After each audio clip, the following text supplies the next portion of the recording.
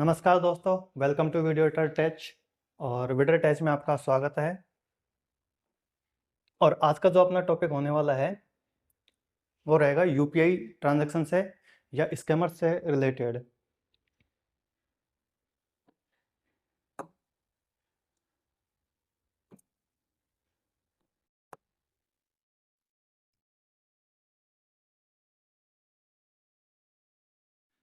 देखिए दोस्तों, बहुत सारे स्कैमर्स हैं जो आपको कॉल करके या व्हाट्सएप या किसी भी सोशल मीडिया के थ्रू आपसे बहुत सारी ठगी करते हैं।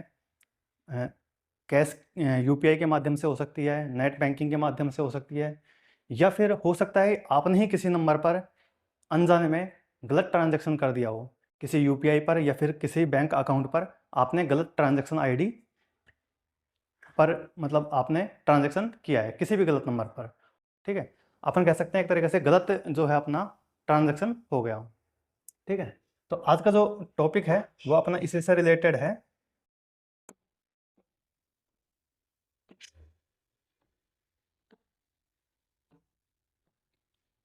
रॉन्ग यूपीआई ट्रांजैक्शन से रिलेटेड।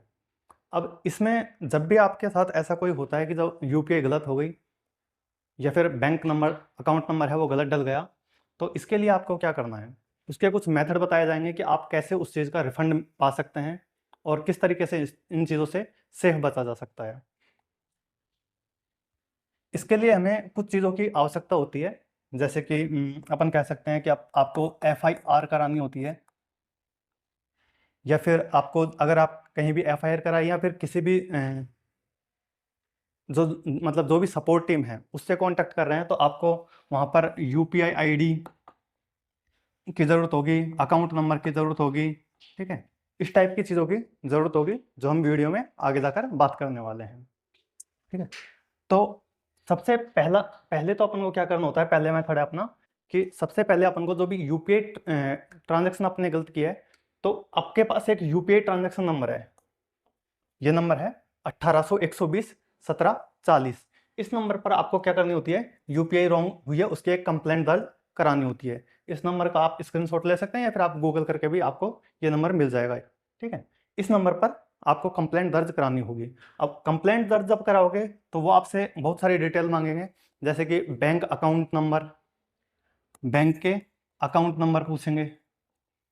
ठीक है, इसके अलावा आपसे वो यूपीआई आईडी पूछेंगे, यूटीआर आईडी पूछेंगे, अमाउंट पूछेंगे कि कितने अमाउंट का आपने गलत ट्रांजैक्शन किया है या फिर आपके साथ कितने अमाउंट का स्कैम हुआ है, इस टाइप की वो डिटेल पूछेंगे। ठीक है, आपका नाम पूछेंगे और आपको जो कॉल करना है वो आपके रजिस्टर्ड मोबाइल नंबर से ही कॉल करना है। ठीक है, रजिस्टर्ड मोबाइल नंबर से ही कॉल करना होगा। ठीक, ये फर्स्ट मेथड है, ये आपको तुरंत करना होता है। जैसे आपके साथ यूपीआई ट्रांजैक्शन कोई गलत हुई है या फिर आपके साथ स्कैम हुआ है, तो आपको तुरंत ये पहला जो मेथड है ये अप्लाई करना है। उसके बाद सेकंड जो मेथड है वो है कि किसी भी ऐप के थ्रू आपने, जिसमें जैसे कि फ़ोन पे हो सकता है, एसबीआई योनो हो सकता है, पेटीएम हो सकता है, या फिर कोई भी अदर ऐप हो सकती है। ठीक है, भीम है, भारत ऐप है, भारटेप है, इस टाइप की बहुत सारी हैं, मोबीक्विक है, फ्री चार्ज है, इस टाइप के बहुत जो भी एप्लीकेशन हैं जो यूपीआई ट्रांजैक्शन की फैसिलिटी अवेलेबल कराती हैं, तो उसके कस्टमर केयर से कांटेक्ट करना होगा आपको। ठीक है, आप कस्टमर केयर से कांटेक्ट, या तो आप उस ऐप के जो कॉल नंबर दिए होंगे किसी भी ऐप में, जो भी ऐप है, जैसे अगर फ़ोन पे है तो उस फ़ोन पे के अंदर आपको नंबर मिल जाते हैं, तो उन नंबरों पे कॉल करके आपको ये बताना होता है। ठीक है, या फिर मेल आईडी नंबर दी होगी, सपोर्ट मेल होगी, तो आपको सपोर्ट मेल पे आप कॉन्टैक्ट कर सकते हैं। अगर ये दोनों ही ऑप्शन नहीं है तो हर ऐप के अंदर सपोर्ट चैट का ऑप्शन ज़रूर मिलता है, तो आप यहाँ पर भी उनसे बात कर सकते हैं। इसमें भी वही कंडीशन होगी कि आपको पूरी डिटेल उनको देनी होगी। इसमें चांस ये होता है कि आपका जो भी यूपीआई है गलत हुआ है, उस यूपीआई ट्रांजैक्शन को अगर प्रोसेसिंग में है या फिर थोड़ा ही टाइम हुआ है, तो ये होल्ड कर सकते हैं। ठीक है, फिर इसके आगे थर्ड मेथड पर चलते हैं। थर्ड मेथड है कि आप आरबीआई में कंप्लेंट कर सकते हैं। आरबीआई कंप्लेंट नंबर है 14440। आप इन नंबरों पर कंप्लेंट कर सकते हैं, और इसमें भी आपको वही सारी चीज़ें ज़रूरी होती हैं, जैसे मोबाइल नंबर जो है आपका रजिस्टर्ड होना चाहिए, आपका नाम, बैंक अकाउंट नंबर, बैंक का IFSC कोड, या फिर अगर UPI से किया है ट्रांजेक्शन तो UPI ID, ये सारी डिटेल आपको यहाँ पर भी देनी होंगी। कितने का स्कैम हुआ है वो भी आपको बताना पड़ेगा, या फिर कितने का रॉन्ग ट्रांजेक्शन हुआ है वो आपको बताना होगा। इसके अलावा आपको कंप्लेंट जो है 24 घंटे के अंदर अंदर करानी होगी इस पे। अगर ट्रांजेक्शन जो भी आपने किया है वो 24 घंटे के अंदर अंदर नहीं कराते हैं तो ये वर्क नहीं करेगा ये मेथड। तो आपको ये 24 घंटे के अंदर अंदर कराना होता है। और इसका जो रिफंड है अगर आपको मिलता है, या फिर ये प्रॉब्लम जो सोल्व होती है वो होती है 90 दिन के अंदर अंदर। वैसे तो 1 महीने की बोलते हैं, लेकिन अपन मान सकते हैं कि 90 दिन के अंदर ये प्रॉब्लम सोल्व हो जाती है। कई बार अगर कुछ भी तकनीकी प्रॉब्लम आती है तो उन वजह से डिले होता है, तो 90 दिन के अंदर अंदर ये रिसॉल्व हो जाती है। नेक्स्ट मेथड की बात करते हैं। तो इस मेथड में आपका कॉन्टैक्ट होना चाहिए बैंक से और बैंक मैनेजर से। जो भी रिलेशन है वो अच्छा होना चाहिए। ऐसा नहीं कि बैंक के मैनेजर से आप लड़के आ गए और फिर आप उसके पास कंप्लेंट कराने, वो हेल्प नहीं करेगा। इसमें आपका बैंक मैनेजर से या बैंक से रिलेशन अच्छा होना चाहिए।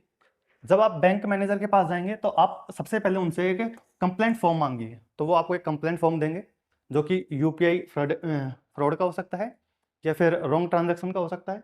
ठीक है, इस तरीके का एक कंप्लेंट फॉर्म देगा वो। फिर उसके बाद वो कंप्लेंट फॉर्म आपको भरना होगा। उसमें वही सारी डिटेल डालनी होती हैं जो भी आपके साथ हुआ। उसके PDF के स्क्रीनशॉट्स के प्रिंट आपको लगाने होते हैं उसके अंदर। ठीक है, फिर उसके अलावा आप बैंक मैनेजर से बोलेंगे कि आपको एक मेल करनी है हेड ऑफिस।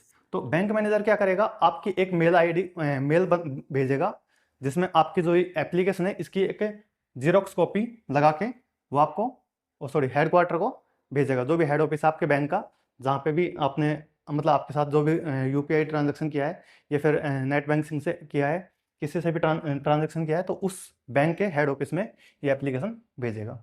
तो ये एप्लीकेशन जो है आपको 3 दिन के अंदर करानी होती है, सबमिट करानी होती है एप्लीकेशन 3 दिन के अंदर। मतलब आपको ये कंप्लेंट जो है 3 दिन के अंदर अंदर करानी होती है। और इसका जो सॉल्यूशन है वो आपको 7 दिन के अंदर अंदर मिल जाता है। ठीक है, इसके अलावा नेक्स्ट जो मेथड है वो है लीगल एड कोर्ट का। ये हर सिटी में मिल जाता है लीगल एड कोर्ट, और ये अपने कोर्ट जो नॉर्मल कोर्ट होते हैं उनके अंदर ही मिल जाता है। ठीक है, तो इसके अंदर आपको एप्लीकेशन लगानी होती है।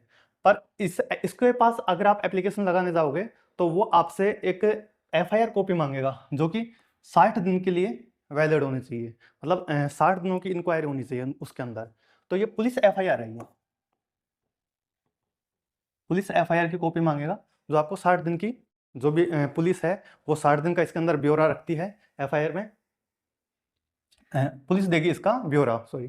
ठीक है, और ये ब्यौरा जो है जुडिशियल मजिस्ट्रेट के कहने पर दिया जाएगा, और ये जो है 156(3) के अंतर्गत आता है। ठीक है, फिर ये एप्लीकेशन आपको लगानी होगी, जो ये आप कहाँ पे लगाओगे, लीगल एड कोर्ट के अंदर लगाओगे, जो कि CRPC 357A के अंतर्गत आती है ये एप्लीकेशन। ठीक है, अब ये जब एप्लीकेशन लगाओगे तो एप्लीकेशन के हाथ में आपको वही स्क्रीनशॉट के जो भी स्क्रीनशॉट्स हैं, जो भी स्कैमर या फिर आपका UPI ट्रांजेक्शन गलत हुआ, अगर ऐसा कुछ है तो उसके आपको स्क्रीनशॉट्स की जो प्रिंट है वो आपको लगाने होंगे। साथ में जो ये FIR है, पुलिस FIR, इसकी कॉपी भी आपको लगानी होगी। ठीक, और इसका जो सॉल्यूशन है वो आपको 30 दिन के अंदर मिल जाएगा। नेक्स्ट मेथड है, और ये सबसे पॉपुलर मेथड है और सबसे इंपॉर्टेंट भी मान सकते हैं अपन। ठीक है, लेकिन ये आपको 4 घंटे के अंदर अंदर 4 घंटे के अंदर अंदर कराना होता है, और इसमें मैक्सिमम चांस होते हैं, मैक्सिमम चांस होते हैं कि आपको रिफंड मिल जाता है। ठीक है, लेकिन ऐसा नहीं कि आप जानबूझकर किसी को पेमेंट भेज रहे हैं, पेमेंट कर दिया आपने, किसी से कुछ प्रोडक्ट ले लिया और फिर आप उसका रिफंड 4 घंटे के अंदर करवाना चाहते हैं, तो ऐसे नहीं होगा। इसमें आपसे बाकायदा पूरी डिटेल मांगी जाएगी। ठीक है, उसके अलावा अगर आप रॉन्ग मतलब सॉरी सामने वाला रॉन्ग पाया जाता है, या फिर एक्चुअल में ही जो अकाउंट अगर डीएक्टिवेट है, जिस नंबर पर आपने किया है वो अकाउंट अगर डीएक्टिवेट है, तो ही आपको इसमें रिफंड मिलता है। ठीक, इसके बारे में अभी और बात करेंगे कि इसका प्रोसेस क्या है। उससे पहले अपन कंपलसरी बातों पे ध्यान दे लेते हैं एक बार कि क्या क्या कंपलसरी होता है। अगर आपको कुछ भी कराना है UPI से ट्रांजेक्शन से रिलेटेड तो आपको क्या क्या चाहिए होगा।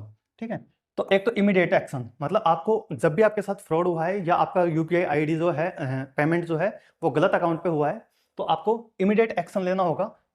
जो कि मेथड बताएं उनमें से आप किसी भी मेथड को अप्लाई कर सकते हैं, ठीक है। उसके अलावा जो भी आपके पास स्कैमर ने या फिर गलत यूपीआई आई है, उस पर आपने क्यूआर कोड या फिर यूपीआई आईडी या अकाउंट नंबर जिस पे भी आपने पेमेंट भेजा है उसकी डिटेल आपको देनी होगी, रखनी है हमेशा साथ अपने साथ में, ठीक है। इसके अलावा ट्रांजेक्शन आईडी आपके पास होती है, जैसे आपने यूपीआई पे पेमेंट किया तो यूपीआई की ट्रांजेक्शन आईडी जिस ऐप के थ्रू किया है उस ऐप के अंदर आपको ये मिल जाएगी, ठीक है। यूटीआर नंबर भी आपको उसी ऐप के अंदर मिलेगा, ट्रांजेक्शन आईडी के आसपास ही या फिर जस्ट नीचे कहीं भी ये मिल जाता है आपको, ठीक है। इसके अलावा आपको स्क्रीनशॉट्स रखने होंगे, अगर आपसे स्कैमर ने बात की है तो स्कैमर के जो भी स्क्रीनशॉट्स हैं वो आपको साथ में रखने होंगे, ठीक है। आप अगर मेल करना चाहते हैं तो आपको पीडीएफ या जिप या पीडीएफ फॉर्मेट में ही करने होंगे, ठीक है। इसके अलावा आपको अमाउंट का डिटेल देना होगा कि कितना कितना अमाउंट का आपने ट्रांजैक्शन किया और कितनी बार किया, और उनका हर एक का टाइमिंग आपको देना होगा, ठीक है। बैंक नेम आपको बताना होगा कि आपने किस बैंक से, आपके बैंक का जो नाम है वो किस बैंक से आपने पेमेंट भेजा है, और अगर आपने बैंक अकाउंट नंबर पर भेजा है तो आपने किस बैंक अकाउंट नंबर पर, सॉरी बैंक अकाउंट नंबर या बैंक नाम, मतलब कौन से बैंक को आपने पेमेंट सेंड किया है। इसके अलावा टाइम और डेट, ट्रांजैक्शन की जो भी डेट है वो आपको याद रखनी है, और जो भी टाइम है वो आपको याद रखना है। और आपके पास सबसे जो इंपॉर्टेंट है कि आप हमेशा जब भी यूज करेंगे इन चीजों के लिए आपको रजिस्टर्ड मोबाइल नंबर ही यूज करना होगा, ठीक है। इसके अलावा आप एफआईआर कराएंगे, एक पुलिस एफआईआर हो सकती है जो कि साइबर क्राइम के अंतर्गत होती है, ठीक है। और ईमेल आप कर सकते हैं, जैसे अगर आप बैंक में जाते हैं तो बैंक के थ्रू मेल कर सकते हैं, बैंक मैनेजर के थ्रू। ऐप पे करते हैं तो ऐप की जो सपोर्ट मेल होती है उस पर कर सकते हैं, ठीक है। आरबीआई की मेल पर मेल कर सकते हैं आप, जो आरबीआई की सपोर्ट चैट की मेल है, मतलब उस टाइप की जो भी है उन पर आप मेल कर सकते हैं, ठीक है। चलिए अब इसके लिए आपको इसका मेथड के बारे में बताते हैं, और ये थोड़ा प्रोसेस है जो आपको समझाना पड़ेगा ब्राउजर के अंदर जाके कि कैसे इसको आपको अप्लाई करना है।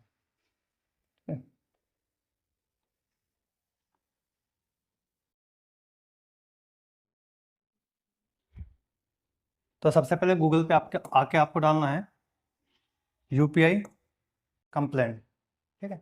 यूपीआई कंप्लेंट डालने के बाद आपको जो फर्स्ट नंबर की साइट मिलेगी, ये फर्स्ट नंबर की साइट है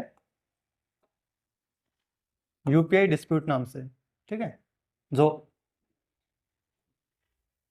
npci.org.in से कनेक्टेड है यूपीआई डिस्प्यूट नाम से, ठीक है। आपको इस पर जाना है।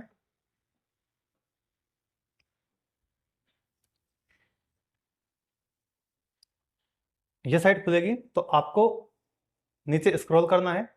स्क्रॉल करने पर सबसे पहला जो ऑप्शन आता है इसके अंदर ट्रांजैक्शन का आएगा, उसके बाद पिन का, अकाउंट नंबर, रजिस्ट्रेशन, एसएमएस, ऐसे कुछ ऑप्शन मिलेंगे। तो आपको इसमें ट्रांजैक्शन वाले ऑप्शन पर क्लिक करना है। यहाँ पर प्लस का साइन है, इस प्लस के साइन पर क्लिक करना है।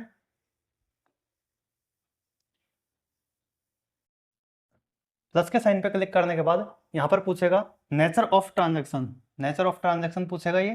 तो नेचर ऑफ ट्रांजैक्शन के अंदर आपको दो ऑप्शन मिलेंगे। फर्स्ट ऑप्शन आपको मिलेगा पर्सन टू पर्सन, और जो सेकंड ऑप्शन मिलेगा पर्सन टू मर्चेंट का। तो पर्सन टू पर्सन का मतलब है अगर आप कोई भी यूपीआई एक व्यक्ति से दूसरे व्यक्ति के यूपीआई पे कर रहे हो तो वहां पर आप पर्सन टू पर्सन के अंदर आओगे। लेकिन अगर आप वही यूपीआई किसी शॉपकीपर को करते हो और उसके पास मर्चेंट अकाउंट है तो उसमें आएगा पर्सन टू मर्चेंट वाला ऑप्शन। तो यहाँ पे आपको पर्सन टू पर्सन सेलेक्ट करना है। उसके बाद ऑप्शन दिया हुआ है select issue type. Select issue type के अंदर आपको बहुत सारे ऑप्शन मिलेंगे, लेकिन अभी जो अपन बात कर रहे हैं वो सिर्फ दो ऑप्शन की बात कर रहे हैं। एक तो है इनकरेक्ट ट्रांसफर अगर हो जाता है, और दूसरा आपके पास फ्रॉड ट्रांजैक्शन होता है तो, ठीक है। दो टाइप के ट्रांजैक्शन, एक तो इनकरेक्ट है, अगर आप किसी गलती से किसी दूसरे नंबर पे भेज देते हो, मतलब रॉन्ग ट्रांजैक्शन हो जाता है तो उसके लिए, और दूसरा स्कैम होता है आपके साथ किसी भी टाइप का तो उसके लिए फ्रॉडेंटल ट्रांजैक्शन का यूज करेंगे। अभी मैं क्लिक कर रहा हूं फ्रॉडेंटल। उसके बाद आपके पास एक कमेंट बॉक्स मिलेगा जिसके अंदर आपको वर्ड लिमिट रहेगी 500 वर्ड लिमिट, ठीक है। तो इसमें आपके साथ क्या स्कैम हुआ है और किस नंबर से हुआ है, किस यूपीआई से हुआ है, वो सारी डिटेल, कितने अमाउंट का, कितने तारीख को, कितने बजे, उसका transaction ID number, UTR number, in short इसके अंदर सब कुछ डालना है। ठीक है। उसके बाद एक, जब भी आपने किसी पर्सन को यूपीआई से पेमेंट सेंड किया है, तो उस पर्सन पेमेंट सेंड करने के बाद आपके पास एक ट्रांजैक्शन आईडी जनरेट हुई होगी, तो वो ट्रांजैक्शन आईडी आपको यहाँ पर डालनी है। इतना करने के बाद यहाँ पर आपसे पूछेगा बैंक अकाउंट, तो यहाँ पर आपको बैंक का नाम बताना है कि आप कौन सा बैंक, यहाँ पे सभी इंडिया के जितने बैंक हैं उन सबका नाम है यहाँ पर, तो आपको जो भी आपका बैंक है वो सेलेक्ट कर लेना है। मैं अभी एग्जांपल के लिए एयरटेल पेमेंट बैंक सेलेक्ट करता हूँ।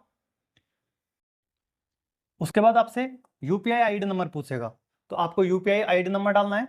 अब ये यूपीआई आईडी कहाँ से मिलेगी, ये आपकी खुद की यूपीआई डालनी है, ना कि स्कैमर की, आपकी खुद की यूपीआई आईडी डालनी है। ठीक है। उसके बाद अमाउंट डालना है, जितना का भी आपने अकाउंट से जो ट्रांसफर किया है, अगर फॉर एग्जांपल अगर 200 रुपये किया है तो आपको 200 रुपये करना है, मतलब आपने जितनी बार जितना जितना अमाउंट सेंड किया है वो सब यहाँ पे आपको शो करना है। ठीक है। और अगर पैसे भी हैं साथ में तो आपको डॉट के साथ पैसे भी लिखने हैं। ठीक। इसके बाद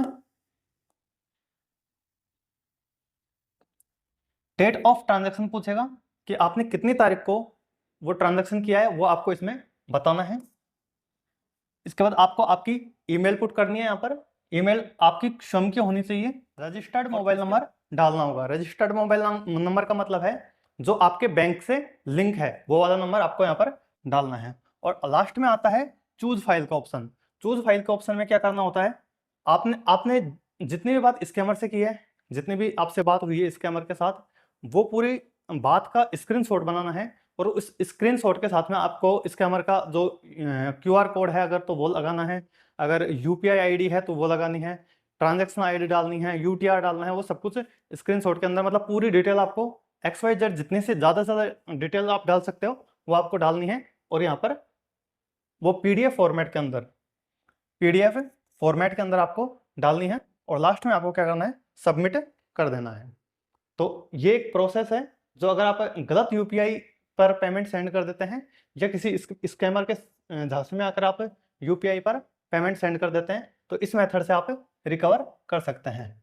इसकी कंडीशन आपको पहले ही बताई जा चुकी है कि ये मेथड काम तब करेगा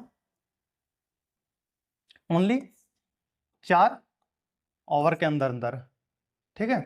4 ओवर के अंदर आपको ये प्रोसेस अपनाना होता है। अगर आप इस प्रोसेस को अपनाते हो तो इसमें आपका 100% चांस होता है कि आपका रिफंड मिल जाए।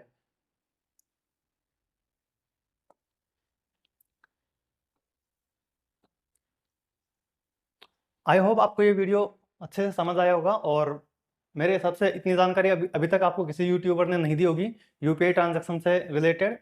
तो इसमें कम से कम मैंने 6 से 7 मेथड बताए हैं कि किस तरीके से अपन यूपीआई, अगर आपके साथ स्कैम होता है या फिर अगर आप गलत अकाउंट पर पैसा से भेज देते हो तो किस तरीके से आप उसको रिकवर कर सकते हो।